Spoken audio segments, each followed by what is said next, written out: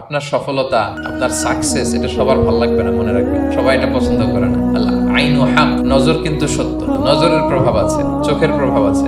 এজন্য কারো ভালো কিছু দেখলে মাশা আল্লাহ বলবেন, আল্লাহর দিকে ফিরিয়ে দিবেন ওটার কল্যাণ। কি বলবেন?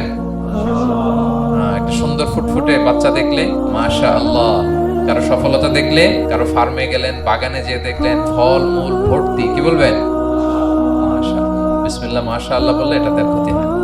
অনেকে বলে যে বাবা মা মাশাআল্লাহ বলা লাগে না, বাবা মা আর নাকি মামা, এই তিনজন নাকি মাশাআল্লাহ না বললে কিছু ভুল কথা। বাবা মারা বলতে হয়। বাবাও তার ছেলের কোনো সাকসেস ভালো কিছু দেখলে কি বলবে?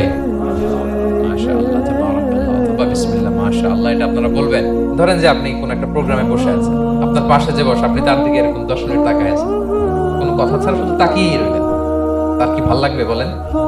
সে কি কমফোর্টেবল ফিল করবে?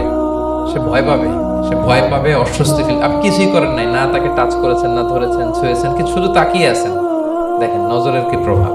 আল্লাহ আইনু হক, নজর সত্যি। এজন্য কারো সাকসেস দেখলে আমরা সবসময় যেন মাশাআল্লাহ, মাশাআল্লাহ ঠোঁটের সাথে মিলিয়ে রাখবেন। ভালো দেখলে কি বলবেন? মাশাআল্লাহ মাশাআল্লাহ বিসমিল্লাহ মাশাআল্লাহ মাশাআল্লাহ তাবারাকাল্লাহ, এটা বলবেন।